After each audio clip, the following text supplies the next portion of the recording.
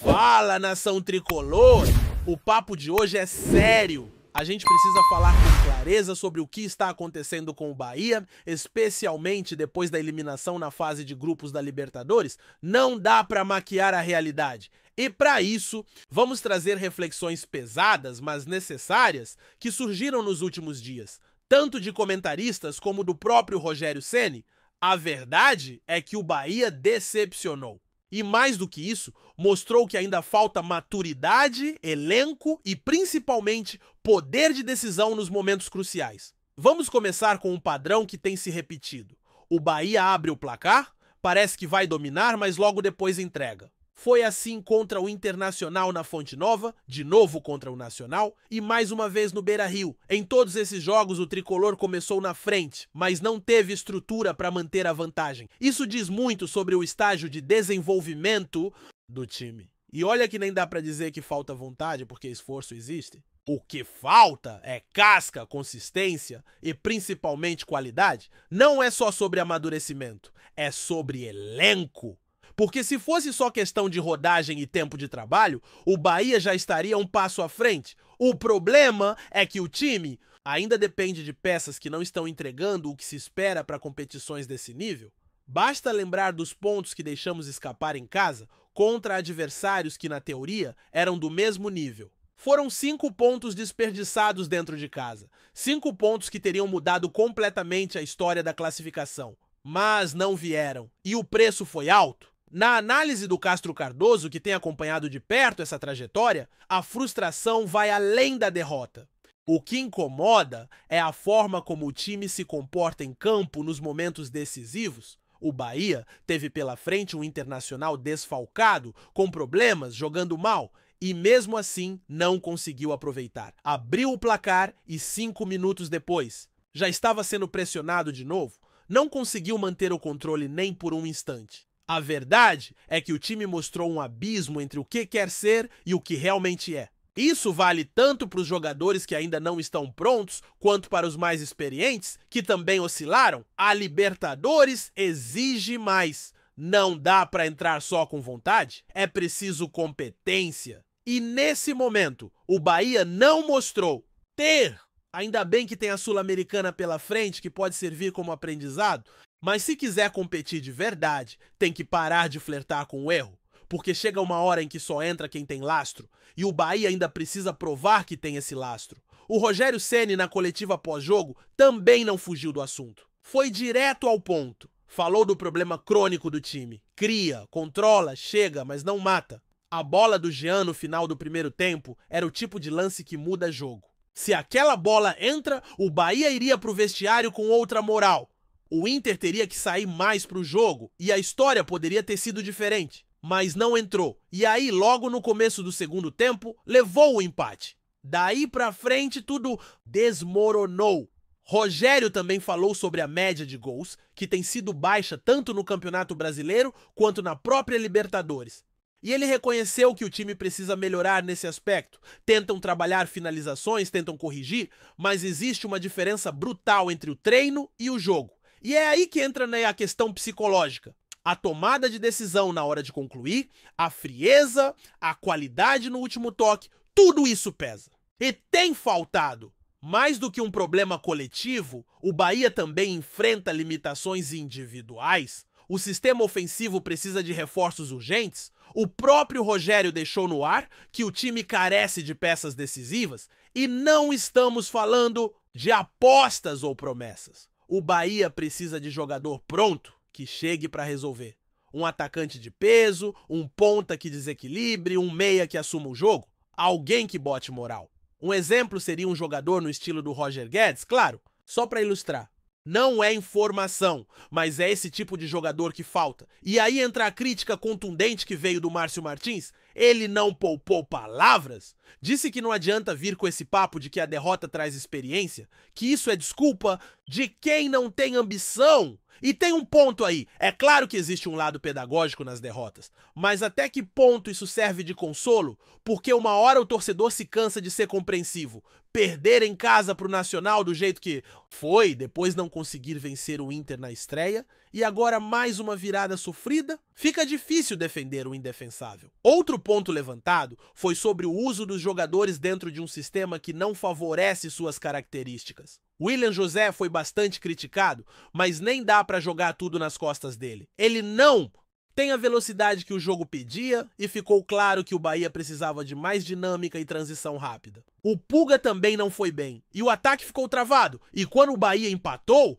logo depois tomou a virada, sem tempo nem para respirar. Faltou leitura de jogo, faltou reação no banco e sobrou apatia no campo. A defesa também não escapou. Davi Duarte errou 2 vezes nos gols. Não foi falha grotesca, mas rebateu mal, jogou nos pés do adversário. Em jogo de Libertadores, isso é fatal. E não foi só ele. Houve erro de cobertura, falta de imposição e uma postura passiva em momentos em que o time precisava ser agressivo. E quando você soma esses erros, jogo após jogo, o resultado aparece: eliminação. E aqui vai uma opinião.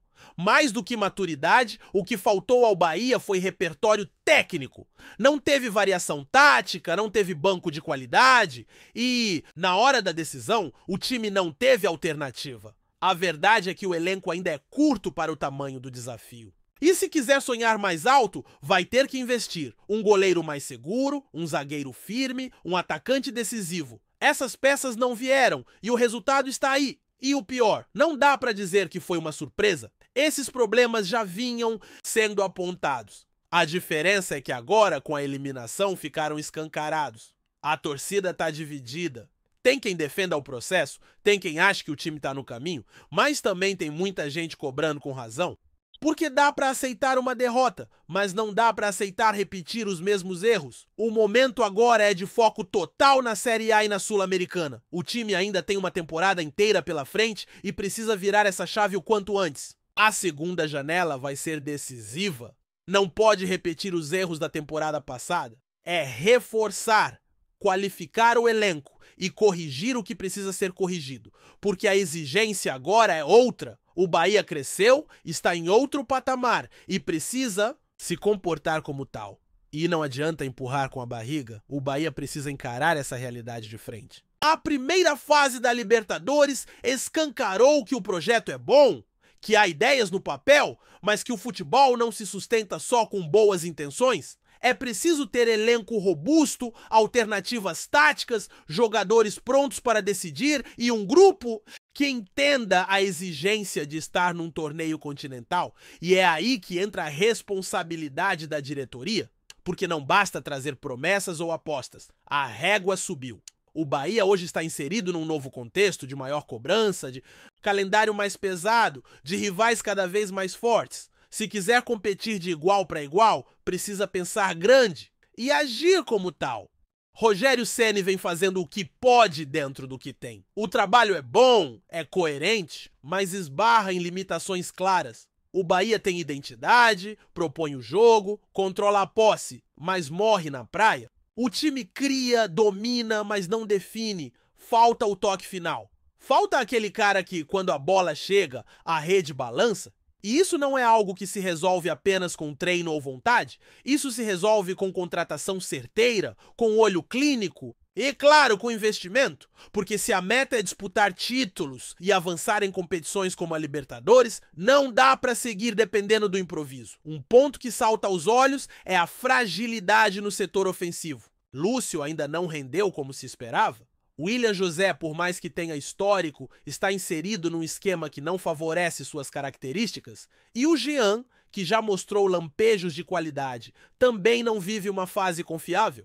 O resultado é um time que chega à entrada da área, mas não consegue finalizar com eficiência. Isso obriga o Bahia a depender sempre do placar mínimo, flertando com o empate e a derrota, como o próprio Rogério pontuou. E em competições como a Libertadores, isso cobra um preço. Mas não é só no ataque que há carências. A defesa também preocupa. A dupla de zaga formada por David Duarte e Marcos Felipe, por exemplo, foi diretamente envolvida nos lances dos gols sofridos. E não é que sejam jogadores ruins, mas falta segurança, falta decisão, falta frieza nos momentos de pressão. Em partidas grandes, cada detalhe faz diferença, e quando o sistema defensivo apresenta falhas como as que vimos nos últimos jogos, o time perde confiança. Basta uma bola cruzada mal afastada ou um posicionamento errado para o adversário aproveitar e definir o jogo. Outro ponto a ser analisado é o meio-campo. Caule, que já foi peça-chave, parece ter caído de rendimento. Em jogos recentes teve dificuldade para se conectar com o ataque e acabou sumindo das partidas. Isso isola os atacantes e sobrecarrega os volantes. Falta alguém ali que assuma a responsabilidade de fazer o time jogar, que dite o ritmo, que enxergue o passe vertical e execute com precisão. Esse jogador ainda não apareceu. E enquanto não aparecer, o Bahia vai continuar sendo um time que gira a bola, mas que tem dificuldade para quebrar linhas. A eliminação na Libertadores é dura, sem dúvida. Mas ela precisa servir como alerta, porque a temporada ainda está viva. O Bahia tem a Sul-Americana, tem o Campeonato Brasileiro, tem a Copa do Nordeste, e se quiser fazer bonito, tem que mudar a postura agora. O elenco precisa de reforços pontuais, de jogadores que cheguem para elevar o nível, e isso passa por um planejamento cirúrgico na janela do meio do ano. Não dá para errar, não dá para repetir os erros do passado.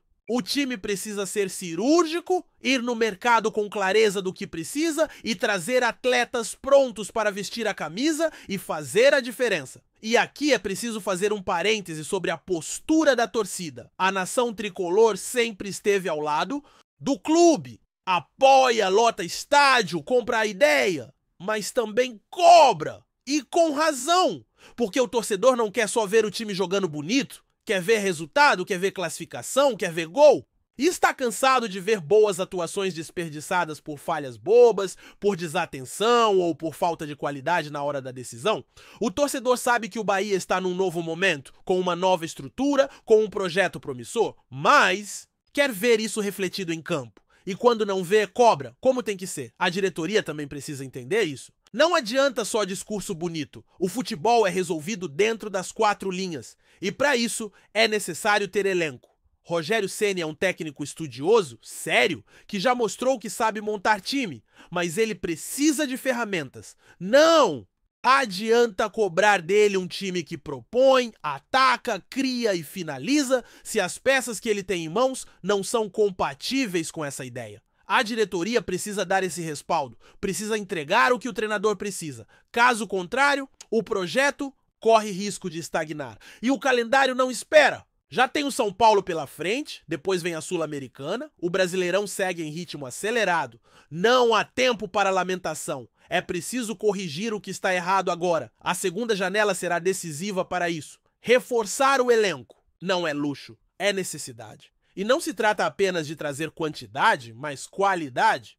Jogadores que cheguem para brigar por posição, para colocar o treinador em dúvida, para elevar o nível dos treinos e das partidas, é isso que o Bahia precisa. E é isso que a torcida espera. O momento é de cobrança com equilíbrio, de crítica construtiva, de reconhecer que o trabalho vem sendo feito, mas que precisa evoluir, que há méritos, mas também há erros, e que só com ações concretas esses erros podem ser corrigidos, porque o futebol não perdoa. E a Libertadores já mostrou isso da forma mais dura possível.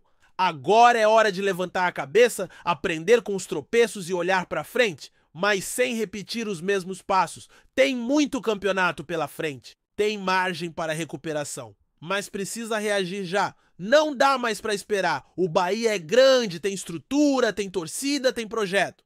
Mas precisa se comportar como grande em todos os sentidos, dentro e fora de campo, com coragem, com ambição e principalmente com qualidade, porque a temporada ainda pode ser histórica. Só depende do quanto o clube vai aprender com essa eliminação e do quanto vai agir para não viver algo parecido de novo. Gostou da informação? Deixe seu like, compartilhe com os amigos e comente sua opinião sobre o que está rolando no esporte. Quer saber mais sobre seu time favorito? Continue acompanhando o Nordeste Sport News. Os corredores esportivos fervilham com mais um rumor que promete agitar o futebol sul-americano. A Conmebol teria confirmado uma punição considerada absurda contra o Sport Clube Bahia, gerando indignação entre torcedores e especialistas. Embora os detalhes oficiais ainda estejam sendo mantidos sob sigilo, a possibilidade de que o tricolor de aço venha a ser prejudicado de forma desproporcional está alimentando a tese de que há interesses ocultos nos bastidores do futebol continental. Fontes próximas à diretoria do clube teriam confirmado que a entidade máxima do futebol sul-americano já comunicou a decisão, e o Bahia poderá sofrer sanções que incluem multa pesada e possivelmente até perda de mando de campo em competições internacionais. A justificativa seria um suposto episódio envolvendo a torcida ou membros do elenco em um jogo recente. Mas muitos apontam para uma punição exagerada e, sobretudo, seletiva. A torcida baiana, sempre apaixonada e vibrante, já começa a se mobilizar nas redes sociais, levantando a hashtag que é a Justiça pelo Bahia, enquanto especialistas em direito esportivo questionam os critérios utilizados pela Conmebol para aplicar punições desse porte.